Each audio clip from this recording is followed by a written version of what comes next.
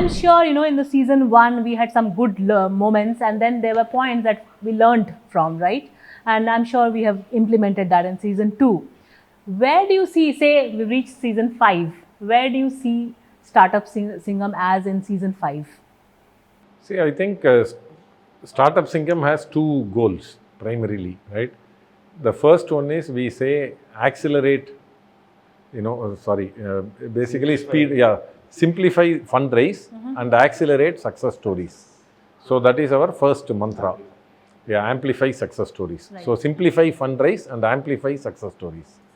So when we say simplify fundraise, number 1 is, how well a startup is able to, come and clearly explain what they want to do, so that investors can make a decision with conviction, with confidence. So that is very important. Then when we say amplify success stories, because they get this mentorship and marketing, how their business benefits from the program, not only from the funding. So from in the first season, many startups that came, when we started due diligence, we find that they were not really ready for the due diligence, because the founder was busy running around and things like that. They don't have the books, they don't have the compliance ready and things like that. So now they have got the funding commitment, but getting the funding, they have to do a lot of work, and this becomes an overhead. So we are educating the startups, your title should be marketable. So your bookkeeping is important, your compliance is important. So keep all of them in a data room, so that the moment you get a funding commitment, you can share the data room and quickly due diligence happens. So for us, simplify fundraise means from the time they want funding to the time the money hits their account, how much time it takes on an average. I think between season 1 and season 2, definitely we would have reduced the time by 30-40%. But there is still scope for reducing the time, because in a startup's life, 3 months, 6 months is a huge time. If you take 3 months, 6 months, 9 months to do due diligence and complete the funding, the startup is losing that much time in its journey. So we want to reduce that time. For that, how startup has to be prepared with all the data, how the due diligence can be speeded up, how we can help in the process, how funding can happen faster. Okay. And that is the thing definitely we are working on.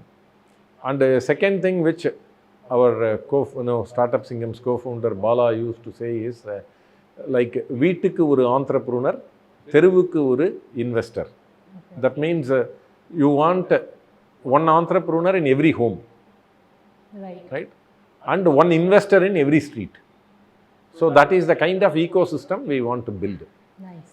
So that means how do you basically take this message that, like why do people, many people don't consider startup as an asset class? Because they don't understand. They are not taking the effort to understand. By demystifying, what goes into investing in a startup, how do you understand opportunity, how do you understand about the future potential of a business, sure, how do you value the business and things like that, we are bringing in more and more investors. So if you see in Startup Singam, probably in the HNI panel, 80% of the HNIs were first time into startup investing, which they have never, Arun can share the numbers with you. So we are bringing more investors, and similarly, because at a young age, people are exposed to starting up, an idea can be pursued, other people are willing to support, there is an ecosystem to support me. If I solve the idea and if the idea has market and things like that, people are going to become more confident and more startups are going to happen. So these are our 2 goals. How do we achieve, வீட்டுக்கு ஒரு entrepreneur and தெருவுக்கு ஒரு investor, and how do we achieve, simplify fundraise and amplify success stories. In both these dimensions, we want to keep improving so that nobody can do better than us.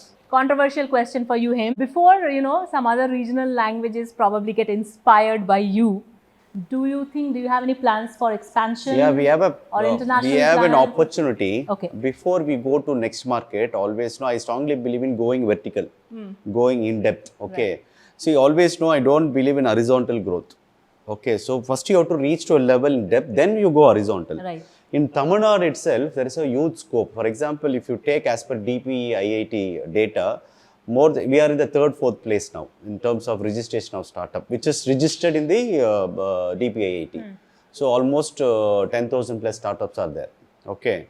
But there are huge opportunity in Tamil Nadu itself. There are huge problem in Tamil Nadu itself where we are looking for a lot of invention, lot of startups, lot of solutions. So first we want to go in depth, and then when it becomes self-sustained, the Startup Singam will become self-sustained. Then we'll go to season. Other states.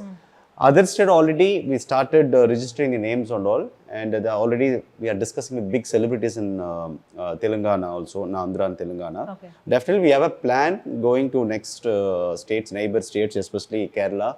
Arun is from Kerala, and then from your state, Karnataka, and Andhra and Telangana. And so definitely we have a plans, but we don't want to be in very hurry, because why?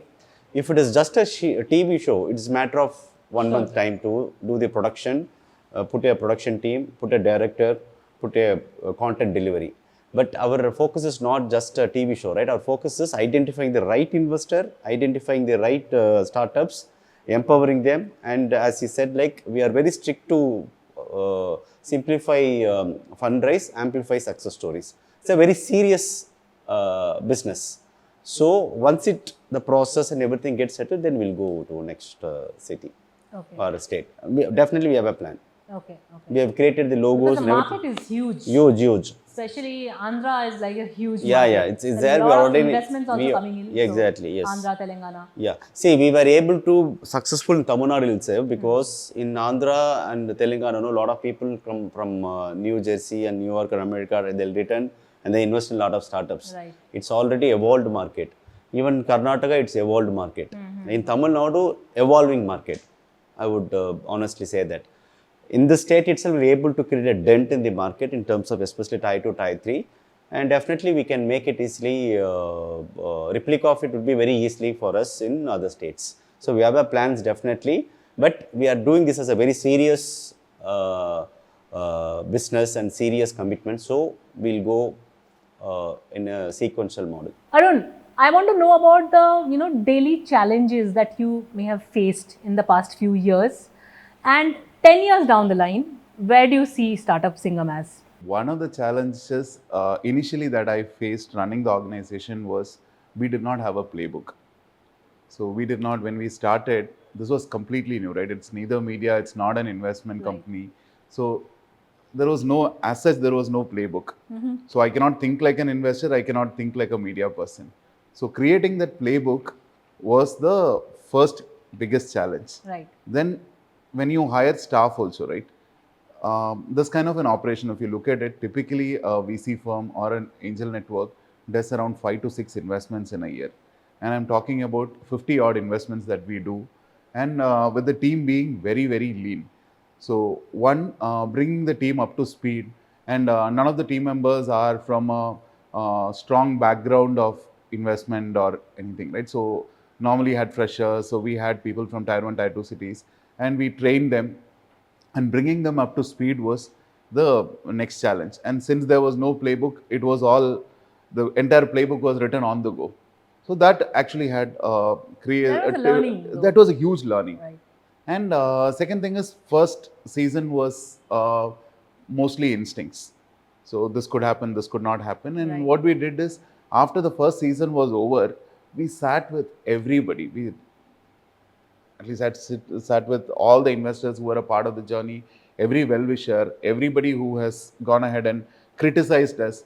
So sat with everybody and had to actually do an entire learning, and we had to do a lot of unlearning.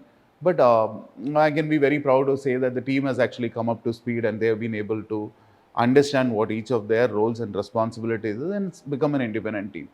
And the next thing would be putting the systems in place. Though we have started putting systems in place, it's evolving.